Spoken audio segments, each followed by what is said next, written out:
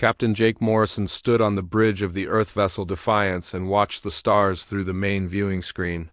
The ship was quiet except for the gentle hum of the engines and the soft beeping of control panels. His crew worked at their stations with the calm efficiency that came from months of deep space travel. Jake had been captain of this ship for 3 years now, and he loved every moment of it. The Defiance was not the biggest ship in the human fleet, but it was one of the fastest. Jake and his crew had explored more star systems than any other Earth vessel in the past year. They had mapped new trade routes, discovered mineral-rich planets, and made first contact with 2 friendly alien species. It was the kind of work that made Jake proud to be human. Lieutenant Karen Foster approached him with a concerned look on her face. She was the ship's communications officer and had been monitoring incoming messages all morning. Karen was young, but smart, and Jake trusted her judgment completely. She handed him a small data tablet with shaking hands. "Captain, we just received a priority message from the Galactic Council," Karen said quietly. "It's marked as urgent and addressed to all human ships in this sector."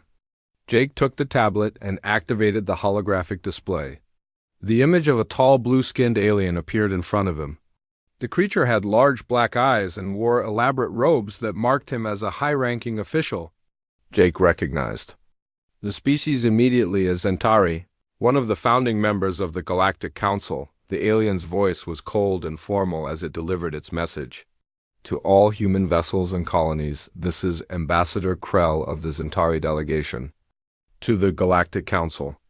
By order of the High Council, humanity has been found guilty of violations against the expansion protocols.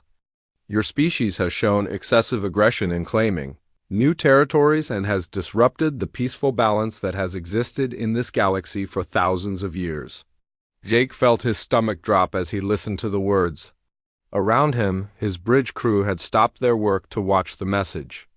Commander Lisa Harper, his second in command, moved closer to hear better. Dr. Amanda Rodriguez, the ship's science officer, looked up from her research station with wide eyes. The Zentari continued speaking. "In the past 10 years, humanity has established colonies in 17 star systems without proper authorization from the Council. You have built settlements on planets that were not assigned to your species. You have created trade agreements with other species without Council approval. Most seriously, you have refused to acknowledge the authority of the Galactic Council over interstellar affairs." Jake could not believe what he was hearing. Every human colony had been carefully planned and built only on planets that showed no signs of life or prior claims. The human government had spent years studying Council laws and procedures before beginning any expansion. They had followed every rule they could find. "Therefore," the ambassador said, "the Council has decided that humanity poses a threat to galactic peace and stability. You are hereby ordered to evacuate all colonies and return to your home system of Sol within 7 standard galactic cycles. All human ships must return to Earth immediately. Any human presence outside the Sol system after this deadline will be considered an act of war against the Galactic Council." The message continued with more details about the evacuation order. The Council was giving humanity just over 2 weeks to abandon everything they had built among the stars. 17 thriving colonies with millions of people would have to be evacuated. Trade agreements with friendly aliens would be terminated. All of humanity's expansion into space would come to an end. But the worst part came at the end of the message. Ambassador Krell's expression became even colder as he delivered the final threat. "If humanity refuses to comply with this order, the combined fleet of the Galactic Council will take military action. Every human colony, every human ship, and every human life outside the Sol system will be destroyed. The Council has 47 member species with thousands of warships. Resistance is futile." The holographic image disappeared, leaving the bridge in stunned silence. Jake stared at the empty space where the ambassador had been, trying to process what had just happened. In a few short minutes, everything he and his crew had worked for had been threatened with destruction. Commander Harper was the first to speak. "Captain, this has to be some kind of mistake. We've followed all their rules. We've never attacked anyone or taken anything that belonged to another species. Dr. Rodriguez looked up from her console where she had been checking the message for authenticity. It's real, Captain. The transmission came through official council channels with all the proper security codes. This is not a joke or a test. Lieutenant Peter Walsh, the ship's tactical officer, was studying his sensors. Sir, I'm detecting increased military traffic in this sector. Several alien fleets are moving toward human colonies. It looks like they're already preparing to enforce this ultimatum. Jake felt anger building inside him as he thought about what this meant. Millions of humans would lose their homes. Children who had been born on distant planets would be forced to leave the only world they had ever known. Scientific research that could benefit all species would be abandoned. Trade relationships that had taken years to build would be destroyed. They're treating us like children who got too bold and wandered outside their yard, Lisa said bitterly. Like we're some primitive species that doesn't know its place. Jake activated the ship's internal communication system to address his entire crew. All hands, this is the captain. I know you've all heard the message from the Galactic Council by now. I want everyone to know that we will not be returning to Earth with our tails between our legs. Humanity has done nothing wrong, and we will not be bullied by a bunch of aliens who think they own the galaxy. The crew began to cheer, but Jake raised his hand for silence. However, we're going to handle this the right way. The Council has given us a chance to present our case before the full assembly on Nexus Prime. We're going to take that chance and show them exactly what humanity is made of. Jake turned to Karen. Send a message to Earth Command. Tell them we're proceeding to Nexus Prime to represent humanity before the Galactic Council. Also, start gathering all our exploration data, colony reports, and trade agreements. We're going to need evidence. As his crew jumped into action, Jake looked out at the stars again. Somewhere out there, 47 alien species thought they could push humanity around just because they were older and had more ships. They were about to learn that humans did not give up easily.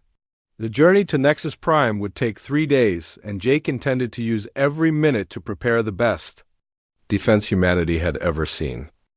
The Defiance jumped to hyperspace with a brilliant flash of blue light, leaving the Outer Rim territories behind as it raced toward Nexus Prime.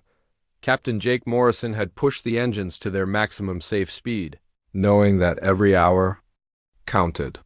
The ship would reach the Council's homeworld in just under 3 days, giving them precious little time to prepare their defense. Jake gathered his senior officers in the main conference room as soon as they were safely in hyperspace. The room was small but comfortable, with a large table in the center and displays on every wall. Commander Lisa Harper sat across from him, her face grim but determined. Dr. Amanda Rodriguez had brought several data tablets filled with research, while Lieutenant Karen Foster connected her communication equipment to the room's main display. "All right, people," Jake said as he looked around the table. "We have 3 days to put together a case that will save our entire species. The Council thinks we're some kind of threat that needs to be contained, so we need to show them exactly what humanity really is." Dr. Rodriguez activated her first display, showing a detailed map of human space. 17 star systems glowed in blue, each one representing a human colony. "I've been going through every piece of data we have about our expansion," she said. "The facts are completely on our side. Every single human colony was established on a planet that had no existing life and no prior claims from other species." The display zoomed in on each system as Amanda explained the careful process humans had used before settling anywhere. Teams of scientists had spent months studying each world, checking for signs of life, analyzing the soil and atmosphere, and searching Council records for any existing claims. Only after all these checks were complete did humans begin building colonies. "Look at this," Amanda said, highlighting the Kepler 442 system. "We found this planet covered in toxic gases that no known species could survive. Human terraforming technology cleaned the atmosphere and made it livable. We turned a dead world into a home for 2 million people. How is that aggressive expansion?" Lieutenant Peter Walsh, who had joined them from the bridge, pulled up tactical displays showing human ship movements over the past decade. Our fleet. Movements tell the same story, he said. We've never sent military ships into claimed territory. We've never threatened other species or demanded tribute. The only time human ships have engaged in combat was when we defended ourselves against pirates. Jake studied the data with growing confidence. The more evidence they gathered, the clearer it became that humanity had done nothing wrong. They had followed every law they could find, been careful not to harm other species, and had even helped several alien civilizations with technology and trade. Karen connected to the Galactic communication network and began monitoring news from across known space. What she found was both encouraging and disturbing. "Captain, I'm picking up a lot of chatter about our situation," she reported. "It seems like not all species agree with the Council's decision." The main display showed intercepted messages from various alien governments. Several species had expressed concerns about the precedent being set. If the Council could order humanity back to their home system just for being successful, what would stop them from doing the same thing to other species in the future? The Andromedan Trade Federation issued a statement saying they're disappointed in the Council's decision, Karen continued. They've made a lot of money from trade agreements with human colonies. The crystal beings from Rigel 7 said that human medical technology saved thousands of their people during the plague outbreak last year, but not all the news was good. The older, more established species seemed to support the Council's action. The insectoid Krell had issued statements calling humanity dangerously unpredictable, and the gaseous Etherians had complained about human ships moving too fast through their territory. Dr. Rodriguez pulled up another display showing technological advances that humans had shared with other species. "This is what really bothers me," she said with frustration in her voice. "We've given away so much technology for free. The agricultural improvements we developed on New Terra have increased food production on 12 different alien worlds. Our medical research has saved millions of lives across the galaxy." Jake nodded as he looked at the impressive list. Humans had developed faster engines, better weapons, more efficient energy systems, and revolutionary farming techniques. Instead of keeping these advances secret, they had shared them with anyone who was interested. It was the complete opposite of aggressive behavior. Commander Harper had been quietly studying military reports from the outer colonies. "Jake, I think I know what this is really about," she said. "It's not about laws or territory or aggression. They're scared of us." She activated a display showing comparative development rates between humans and other galactic species. The numbers were striking. In 50 years, humans had achieved technological advances that took most other species centuries to develop. Human population growth was faster, human ships were more advanced, and human colonies were more successful than anything the galaxy had seen before. "The Zentari took 300 years to develop faster than light travel," Lisa explained. "The Krell needed 500 years to create effective terraforming technology. The Etherians spent 800 years building their first space stations. Humans did all of that in less than 2 centuries. Jake began to understand what his commander was saying. It was not about following rules or respecting boundaries. The established species of the galaxy were worried that humans were advancing too quickly, achieving too much, and changing the careful balance of power that had existed for thousands of years. "They've had the same borders for millennia," Amanda added. "The same trade routes, the same technologies, the same political relationships. Then humans show up, and in just 50 years we've explored further, built more, and innovated faster than any of them ever did." The room fell silent as everyone absorbed this realization. The Galactic Council was not trying to enforce laws or maintain peace. They were trying to stop a species that threatened their comfortable, unchanging way of life. Humanity's crime was not aggression or expansion, but success. Jake stood up and walked to the viewing port, watching the stars streak past as the Defiance raced through hyperspace. "So they want to put us back in our cage before we upset their perfect little system," he said quietly. They've spent 3,000 years creating a galaxy where nothing changes, where innovation is discouraged, and where the greatest achievement is maintaining the status quo. He turned back to his officers with determination in his eyes. Well, they're about to learn that humans don't accept cages very easily. The Defiance dropped out of hyperspace at the edge of the Nexus Prime system, and Jake Morrison felt his breath catch in his throat. The sight before him was unlike anything he had ever seen in his years of space travel. Nexus Prime was not just a planet but an entire artificial world built inside a massive space station that stretched for thousands of kilometers in every direction. The station was shaped like a giant ring with countless docking bays, towers, and platforms extending from its surface. Ships from dozens of different species moved in carefully controlled patterns around the structure, their various designs creating a spectacular display of alien engineering.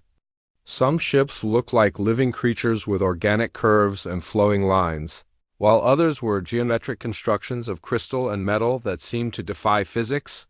Lieutenant Karen Foster worked at her communications station, coordinating their approach with station traffic control. "Captain, we're being assigned Docking Bay 77 Alpha," she reported. "The controller says we have a hearing slot scheduled for tomorrow morning at 0900 hours Galactic Standard Time." Jake nodded as he watched their destination grow larger on the viewing screen.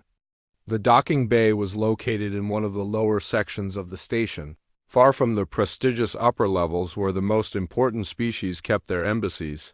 It was clearly a message about humanity's status in the galactic community. As the Defiance slowly maneuvered into the docking bay, Jake could see alien workers and officials waiting for them. Most were species he recognized from his diplomatic training, but there were others he had never encountered before. The diversity was impressive and intimidating at the same time. The ship settled onto the landing platform with a gentle thud, and Jake gathered his small diplomatic team. He had chosen carefully for this mission, bringing only his most trusted officers. Commander Lisa Harper would serve as his military advisor, Dr. Amanda Rodriguez would present the scientific evidence, and Lieutenant Karen Foster would handle communications and records. They walked down the ship's ramp into an atmosphere that felt thick and humid compared to Earth normal. The gravity was slightly heavier than they were used to, making each step require a little more effort. Jake had expected this from the briefing materials, but experiencing it was different from reading about it. A tall creature with 4 arms and silver skin approached them. The being wore elaborate robes that marked it as a council official and spoke through a translation device that converted its whistling sounds into standard galactic language. "I am Deputy Administrator Vex of the Station Authority," it said in a mechanical voice. "You are the human delegation, correct?" "That's right," Jake replied. "I'm Captain Jake Morrison of the Earth vessel Defiance. We're here to address the charges against humanity before the full council."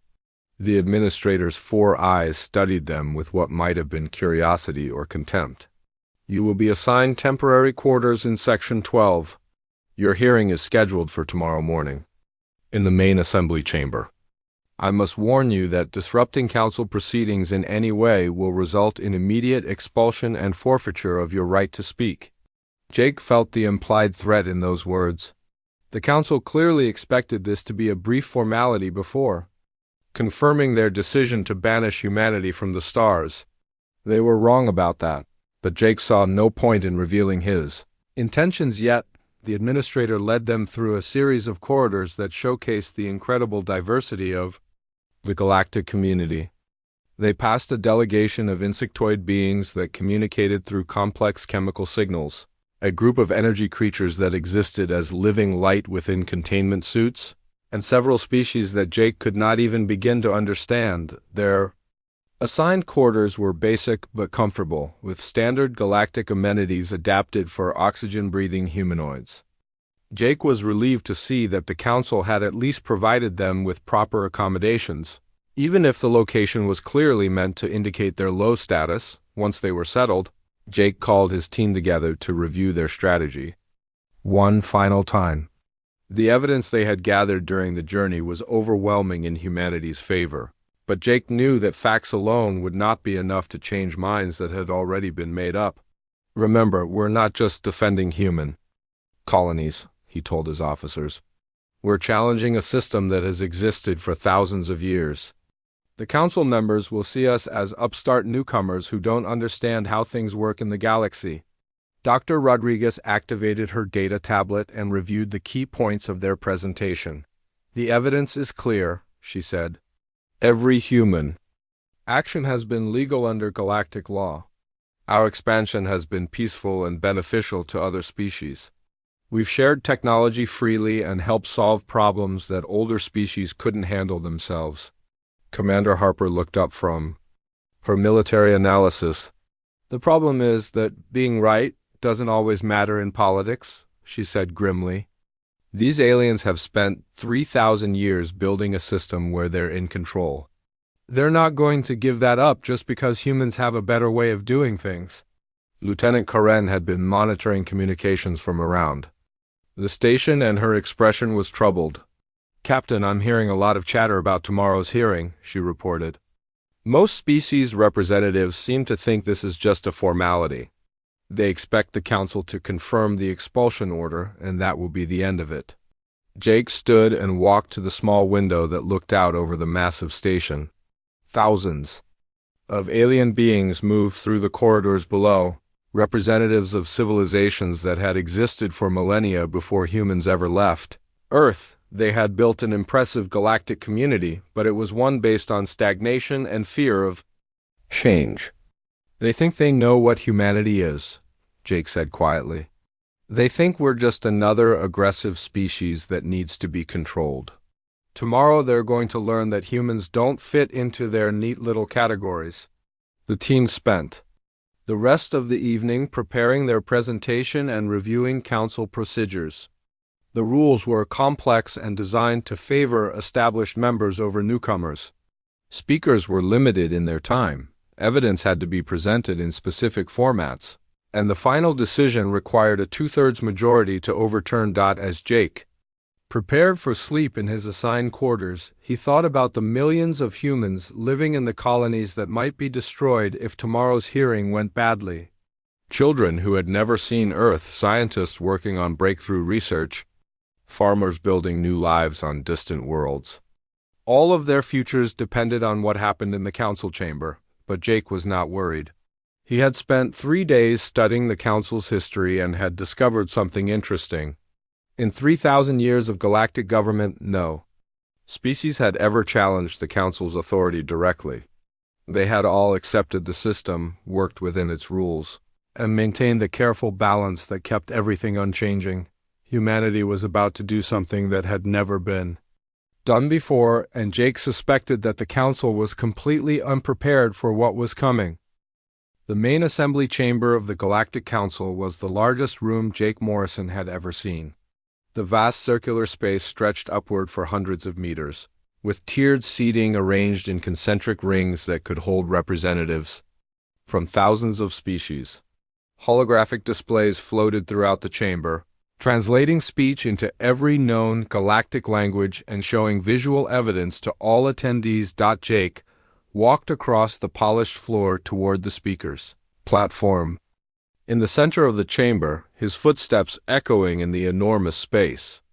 Behind him, Commander Lisa Harper, Dr. Amanda Rodriguez, and Lieutenant Karen Foster followed in formation, their human uniforms standing out sharply against the exotic clothing and natural features of the alien delegates surrounding them. The seating tiers were filled with representatives from 47 different species, each delegation occupying their assigned section according to ancient protocols. Jake could see the insectoid Krell clustered together in their chittering masses, the crystalline Vorthan delegates whose bodies pulsed with slow internal light, and the gaseous Etherians contained within their environmental suits. At the highest tier sat the High Arbiter, an ancient Vorthan whose crystal body was larger and more complex than any of the others. According to the briefing materials, this being had held the position for over 800 years and had never seen a council decision overturned. The High Arbiter's voice resonated through translation devices as it called the session to order. The Council recognizes the charges brought against the species known as humans of Earth, the High Arbiter announced. The defendant species has been accused of violating the expansion protocols, disrupting galactic peace, and refusing to acknowledge proper Council authority. The prosecution will present their case first. Ambassador Krell of the Zentari delegation rose from his seat and activated the chamber's holographic display system. Images of human colonies appeared in the air above the speaker's platform, showing thriving settlements on 17 different worlds. To Jake, these look like success stories, but the ambassador presented them as evidence of human aggression. Honored council members, Krell began, his blue skin darkening with what Jake recognized as a sign of Zentari anger. The species called humans has shown complete disregard for the careful balance we have maintained for 3 millennia. In just 50 years, they have expanded across more territory than most species claim in 5 centuries. The holographic display zoomed in on individual colonies showing human cities, farms, and industrial facilities. Krell pointed to each one as he continued his accusations. They establish settlements without proper authorization, they develop technology without council oversight, and they create trade agreements that bypass traditional galactic commerce systems. Jake listened carefully as the ambassador presented what he clearly believed was damning evidence. Every human achievement was twisted into a crime. Every success story was presented as proof of dangerous ambition. The construction of new cities became territorial aggression. The development of better farming techniques became technological disruption, and peaceful trade with other species became economic warfare. Most seriously, Krell continued, his voice rising, these humans refuse to accept the authority of this council. They claim the right to explore where they please, to settle where they choose, and to govern themselves without oversight. Such arrogance threatens the very foundation of galactic civilization. The chamber filled with sounds of agreement from many of the assembled delegates. Jake could hear the clicking approval of the Krell, the harmonic resonance of Etherian agreement, and the crystal chiming that indicated Vorthan support. It was clear that most species saw humanity as a threat to their comfortable way of life. When the prosecution finished presenting their case, the High Arbiter turned its attention toward the human delegation. The defendant species may now present their defense, it announced. You have been allocated 15 standard minutes to speak. Jake had prepared extensively for this moment, crafting arguments about human rights, the principle of unoccupied territory, and the benefits that human innovation had brought to the galaxy.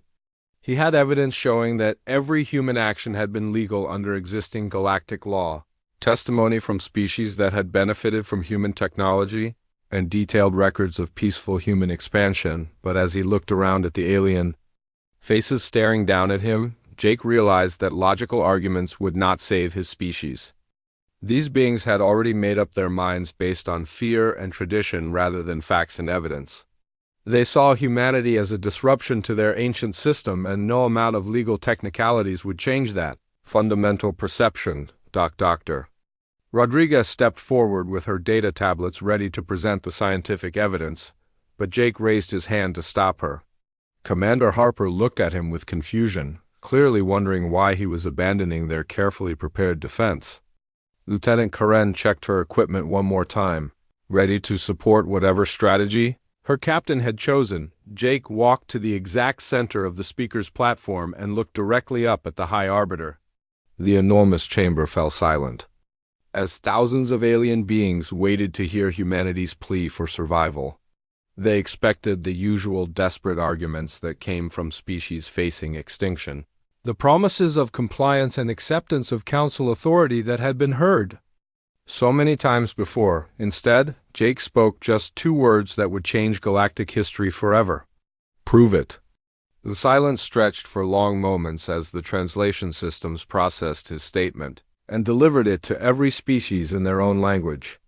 Jake could see confusion rippling through the assembled delegates as they tried to understand what the human had just said. The High Arbiter's crystal form flickered with uncertain light. Explain your meaning, human. Jake's voice carried clearly through the vast chamber as he repeated his challenge. You claim we're too dangerous to be allowed among the stars. You say we're aggressive, disruptive, and threatening to galactic peace. I'm asking you to prove those accusations with facts instead of fear." Ambassador Krell rose from his seat, his blue skin now showing the deep purple color of Zentari rage. "Your expansion into 17 systems proves itself, human. Your refusal to accept Council authority is obvious to all. Our expansion into empty systems that no one else wanted?" Jake countered. "Our settlements on dead worlds that we brought to life with our technology? Our trade agreements that benefit everyone involved?" He gestured toward Dr. Rodriguez. "Show them the real evidence." Holographic displays materialized throughout the chamber, showing detailed records of every human colony.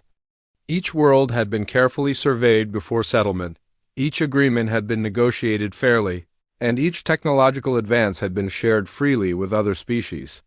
The data painted a picture of careful, peaceful expansion that followed every galactic law. "You claim we're reckless," Jake continued, his confidence growing with each word. "But humans have caused less environmental damage in 50 years than the Krell mining operations cause in a single season. You claim we're aggressive, but when has a human ship ever fired first on another species? When have we demanded tribute? Or forced anyone into unfair agreements?" The chamber began to buzz with uncomfortable murmurs as delegates realized that their accusations might not hold up under scrutiny. Jake Morrison stood in the center of the vast council chamber as uncomfortable murmurs spread through the assembled delegates. The holographic displays floating around him showed undeniable evidence that humanity had followed galactic law in every aspect of their expansion. The accusations of aggression and disruption were falling apart under the weight of actual facts. The High Arbiter's crystal form pulsed with rapid flashes of light, a sign that Jake had learned indicated uncertainty or confusion in Vorthan body language. For the first time in the ancient being's 800-year tenure, someone had directly challenged the Council's authority and demanded proof of their accusations. "The evidence speaks for itself," Ambassador Krell protested from his seat in the Zentari section. "Human expansion has been unprecedented in its scope and speed." Jake turned to face the blue-skinned ambassador directly. "Unprecedented success, you mean," he replied. "Is that really a crime worthy of extinction? Should we have moved slower, achieved less, helped fewer people? Should we have asked permission before saving lives with our medical technology or feeding hungry populations with our agricultural advances?" Dr. Amanda Rodriguez stepped forward and activated another series of displays.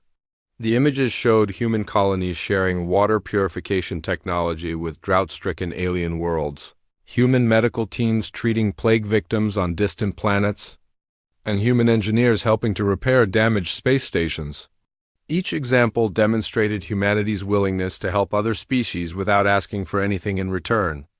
The Andromedan Trade Federation requested our help when their food production systems failed. Amanda explained to the chamber, "We shared our farming techniques freely and prevented millions of deaths from starvation. The crystal beings of Rigel 7 asked for our medical expertise during their plague outbreak. We sent doctors and supplies at our own expense and saved an entire species from extinction." Commander Lisa Harper moved to Jake's side and looked up at the assembled delegates. "In 50 years of human expansion, how many wars have we started? How many species have we conquered? How many worlds have we stripped of resources and left as empty wastelands?" The silence that followed was telling. Despite all their accusations of human aggression, the alien delegates could not point to a single example of humans actually attacking or harming another species. Every conflict involving human ships had been defensive in nature, usually protecting trade vessels from pirates or responding to direct attacks. Jake pressed his advantage, knowing that this might be humanity's only chance to change the course of galactic history. "You want to destroy us because we've proven something you don't want to admit," he said, his voice carrying clearly through the enormous chamber. "We've shown that your precious council isn't necessary for peace and prosperity among the stars."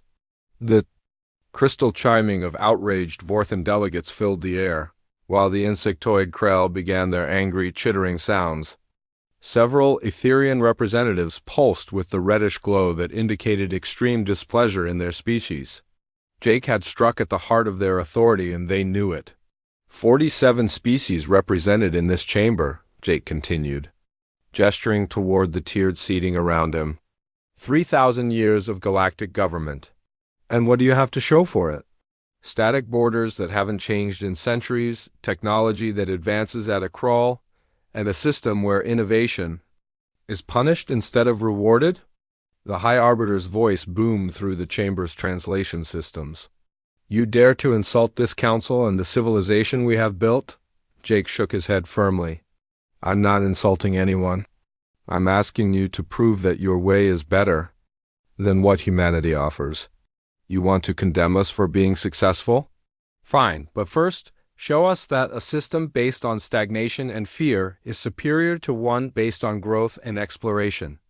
Lieutenant Karen Foster activated her communication equipment and began displaying data that human monitoring stations had collected about galactic civilization.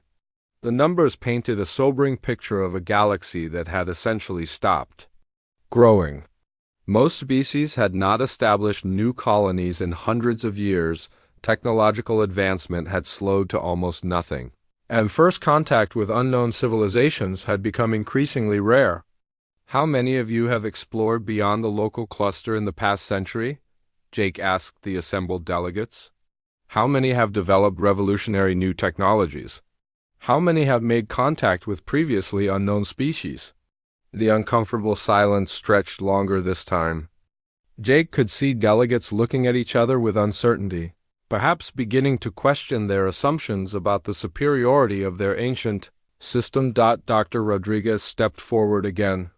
The human colony at Epsilon Eridani has developed agricultural techniques that could end food shortages on 17 council worlds, she announced. Our research station in the Vega system has made contact with 3 previously unknown species, all interested in peaceful trade and cultural exchange. The terraforming projects on New Terra have created methods for turning dead worlds into garden planets that could support billions of people. And what has been the Council's response to these achievements? Jake asked pointedly.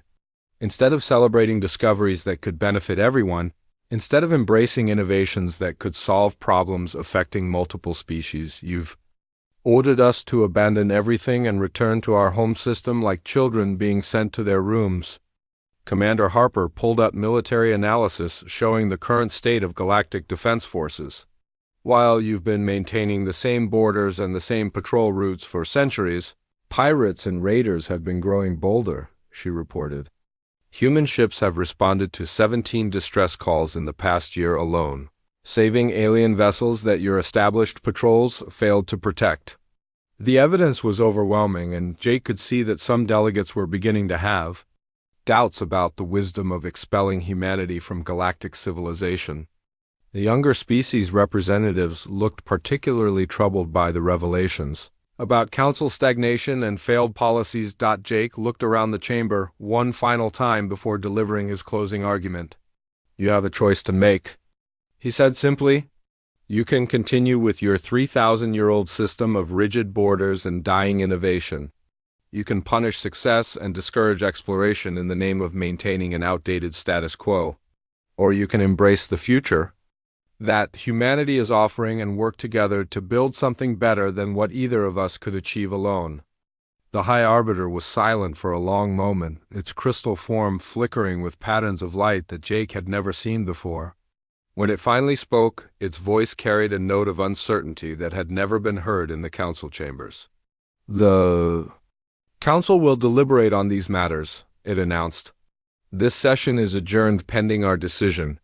As Jake and his team were escorted from the chamber, Lieutenant Karen whispered, Captain, do you think it worked? Jake smiled as he looked back at the confused and arguing delegates. That one word, prove, is something they've never had to face before, he replied. For 3,000 years, no one has ever asked them to justify their authority or demonstrate that their way is actually better. They've ruled through tradition and fear and the assumption that their system was the only way things could work. 3 days later, the council announced their decision. For the first time in recorded galactic history, they had reached a split vote on a major policy decision. Even more importantly, they had established a new precedent that any species could challenge council decisions. If they could prove their alternative approach was superior, humanity had not just avoided extinction, but had fundamentally changed how galactic civilization would operate in the future. The word prove had become the foundation of a new era where innovation would be encouraged rather than punished, and where success would be celebrated rather than feared. Captain Jake Morrison stood on the bridge of the Defiance as it departed Nexus Prime, knowing that humanity had changed the galaxy forever with the simple demand that authority justify itself through results rather than tradition.